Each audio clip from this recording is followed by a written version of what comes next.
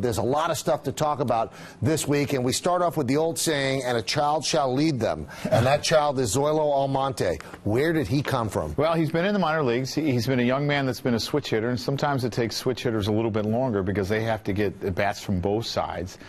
He's played left field and right field, and he's kind of burst onto the scene.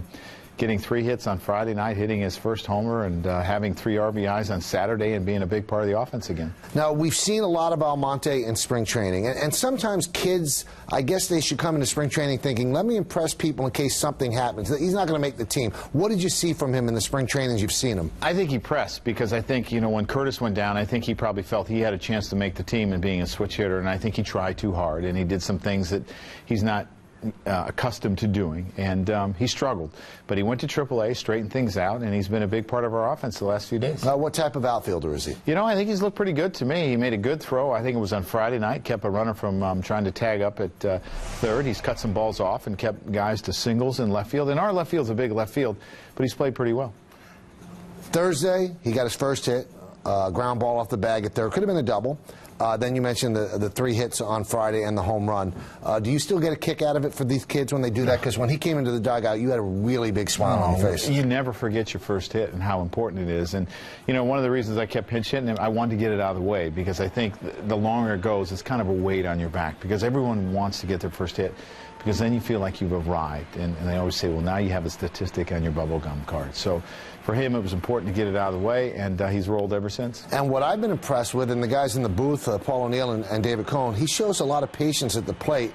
He was in 2 big situations on Saturday, one with the bases loaded, one with an 0-2 count, with runners on second and third, and he took a walk rather than just hacking at anything. Yeah, you think about his at-bats. 3-2, he had a single, he had 2 RBIs, and then he walked with the bases loaded. It was another 3-2 count, and he got ahead 3-0, and they ended up coming back on him, but you don't see him chase a lot of bad pitches.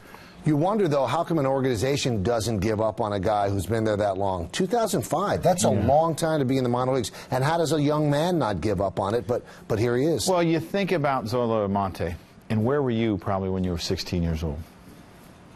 In high school. Yeah, well, he was playing minor league baseball, probably. And he probably signed at a very early age. And, you know, and those guys, it's going to take longer. That's the bottom line. And when you're a switch hitter, I think it's even going to take longer. So, you know, I signed when I was 21. You know, he probably signed when he was 16 or 17 years old. So he's really behind the guy that's 21 years old, physically and mentally.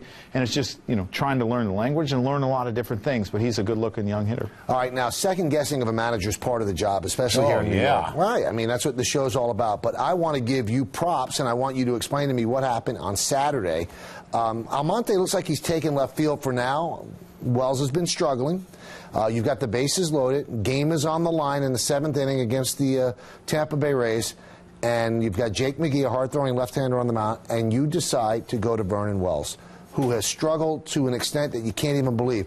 What did you see in that to send up Wells? Well, during his struggles, his bat against left-handers has still been pretty good. And this is a guy that's been a big RBI, a run producer his whole career. And Kevin and I talked about it. We liked the matchup, so I sent him down to get loose. And I said, if this situation comes up, you know, you're probably going to hit for Chris Stewart. And it did. You know, there was 2 outs, and Adams ends up walking, making it 5-4.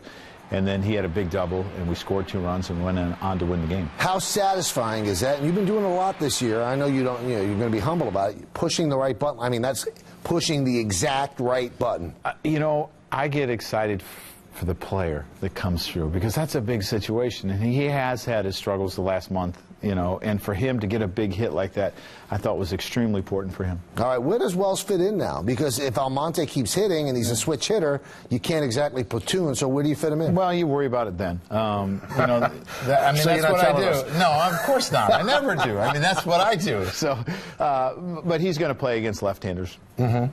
And we'll see. We'll see how Almonte does. Okay. And could either guy take the job completely? Well, I think it's possible. And your hope is you're going to get Curtis back, and then you're going to have even a little bit more crowded. But we can't have too many good players. That's the bottom line. All right. So let's go to the beginning of the week. The Dodgers are in town. So Tuesday was a rain out. So you actually get 2 off days, and you had a long stretch of playing. So that wasn't bad. But then you have a doubleheader, which kind of wears you out. So you rob Peter to pay Paul. First of all, Dodgers coming in town. First time since '81. Did that mean anything anything to you? You didn't grow up a Yankee fan. You obviously are one now. But what did the Dodgers being in town mean? Oh, I thought it was great because I remember us going out there and how important it was there. So I was really looking forward to it. And I think I was looking forward to that as much as having Donnie come back because he's meant so much to this organization. And it was great to hear him cheer for Donnie and all the cheers that he got and the roll call. And it was a good series. Did you get a chance to talk to Donnie at all? Oh, yeah. I snuck down there in between games, and we gave each other a hug and talked.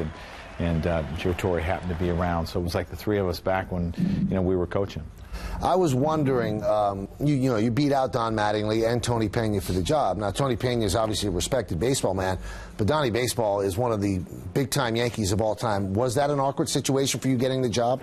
Not really. People talk to me about that a little bit, and I think it would have been awkward if we were interviewing in the same room. But it was, they're so separate, and you go do your interview, and you don't really hear Donnie's interview, so you don't know how everything goes. But, for me, I know how important he is to this organization, and I know what he meant for this organization, and I'm sure he would have loved to have the job, and I wanted the job, and you kind of go through that. But he's doing well in L.A., and I enjoy it here, so it's been all good for both of us.